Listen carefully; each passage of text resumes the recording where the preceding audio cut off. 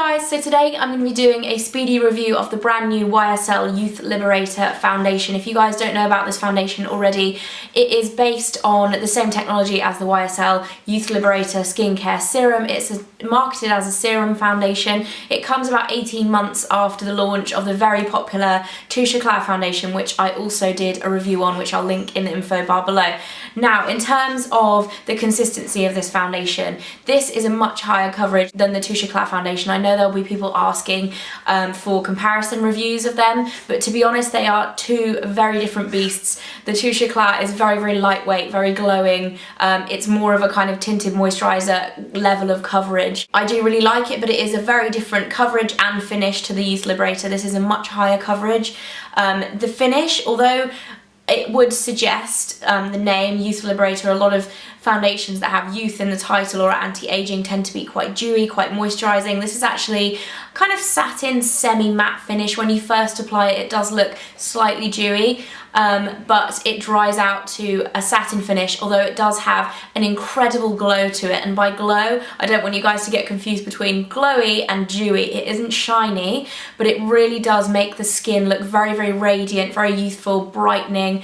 It really, really looks beautiful. I've been using this every day for the last week since I got it. It is a kind of traditional foundation, liquid foundation consistency, perhaps a little bit thicker. I use 3 pumps to cover my whole face. The packaging is a fairly heavy glass bottle with a stopper on the top and then a pump, so nice and clean. Personally, my favourite way to apply it is to buff it in using a synthetic fibred foundation brush. I liked the sponge, but not so much. If you are going to use a sponge, you definitely want to be using something akin to like a beauty blender, something quite squidgy, so you can really kind of blend it into the skin. Instead of a harder sponge tends to be a little bit difficult because it isn't the most moisturizing of products. That was one thing that surprised me about this, is that if you do have drier skin, you'll definitely want to use a very moisturizing primer or a good moisturizer underneath it. If you do have oily skin, however, it probably means that it will be a very good kind of all skin type foundation. So if you use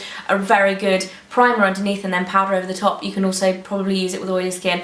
Having said that, I don't have oily skin, so I would recommend getting a sample if you do have oily skin. In terms of staying power, for me, this is incredible.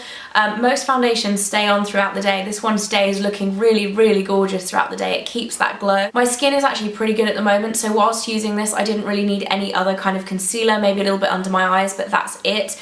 It does have very, very good coverage. It's medium to high coverage. I don't have any breakouts currently, but in terms of covering redness or any discoloration, it does that perfectly. It's also formulated with vitamin E, which is an antioxidant, and SPF 20 if you guys are concerned about having SPF within your foundation. Price-wise, it comes in at £34, which is probably on the most expensive end of the foundation spectrum. Fairly disappointed with the price, considering that the Touche Eclat foundation actually came in at originally £28, but I believe it went up to £29 this year, so it is a full £5 more expensive than the Touche Eclat, probably because of the skincare elements added to it. I know skincare technology within foundations usually makes them more expensive, so if you're looking for an affordable foundation, this is not for you, obviously. If you are willing to spend a bit more on your foundation, this really is a great one, and I would thoroughly, thoroughly recommend it. I know I'm going to get asked to compare it to my other favourites, including the Chanel Vitalumiere Aqua and the Shiseido Perfect Refining Foundation. This is as good. I think it's one of those foundations that will stay amongst my probably top 5. I've had so many compliments on my skin in the past week since I've been wearing it, and the staying power is slightly better, I have to say, than my other kind of favourite foundations. However, it does feel a little bit heavier on the skin than the Chanel Vitalumiere. If you're looking for something super, super light that you're not going to feel at all, then the Chanel would definitely be my recommendation. If you are looking for something a bit higher coverage and that has a little bit better staying power, then this really is great. I honestly can't recommend it enough. I think it is a wonderful, wonderful product. Yeah, so I hope this review came in useful to some of you if you're looking to buy it. I would definitely recommend it, and I will see you in my next video. Bye! Hey guys, and welcome back. It's time again for another monthly favourites. There's a little less time between this video and my last video because